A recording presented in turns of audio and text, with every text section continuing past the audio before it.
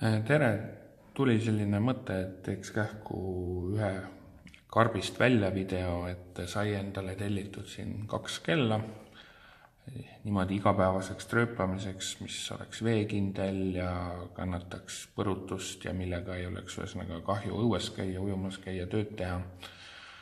Ja kuna nad hästi siia kohale jõudsid, siis mõtlesin, et panen ka korra siis kaamera käima, et näha siis millega tegu on.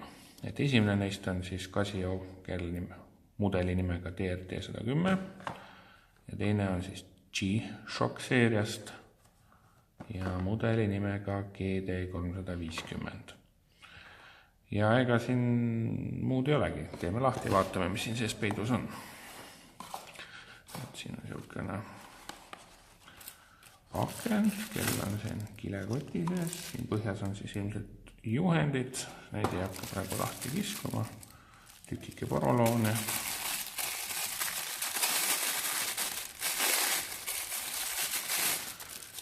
Nii, ja kell ise näeb siis välja selline, et mille poolest see kell silma jäi, esiteks tal on värinaalarm, mida üldjuhul ei kipu olema sellistel kelladel, kui me nüüd ütleme, et aktiivsusmonitorid välja jätame. Teiseks tal on lihtsasti ligipääsetav valguslüliti, et vajutad ja pimedus on hea vaadata, palju aega on. Ning ka need nupud on mudakindlad, ehk siis nad on nagu siin korpusega ühes tükis ja siia siis ütleme sodi ei pääseks vahele. Ja see oli ka põhjus, miks see mudel sai valitud. Nüüd, kuna ma ei suutnud valida ühe teise mudeliga võrreldes, siis ma tellisin neid 2 tükki. Ja GD 350 on siis natukene edevamast seeriast, natuke kallim ka, et siin on garantiikaart, juhend.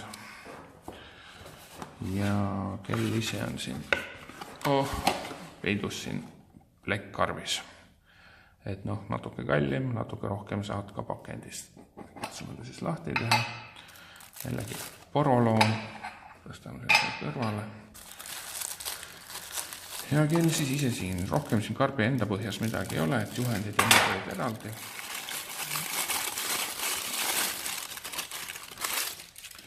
Nii, ja valet pidi peos.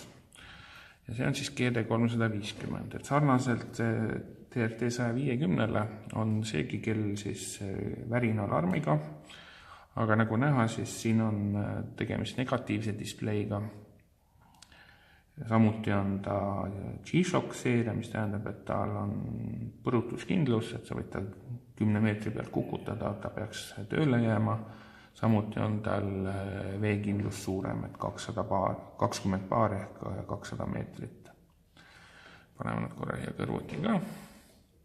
Et huvitaval kombel siin on kile peal, siin ei ole, et ja kas siis keegi on juba seda korra vaadanud või siis lihtsalt polegi seda siin olnud. Kergelt küljetsi ka, et on näha, et mis see paksus on. Nupud, rihmad. Võt nii, ega esialgu rohkem ei teekski, et eks vaatab, paneb nad õigeks, kasutab need natukene, eks siis mingi aeg võib-olla teeb ka vähe kobedama ülevaate, aga seniks järgmise korrani.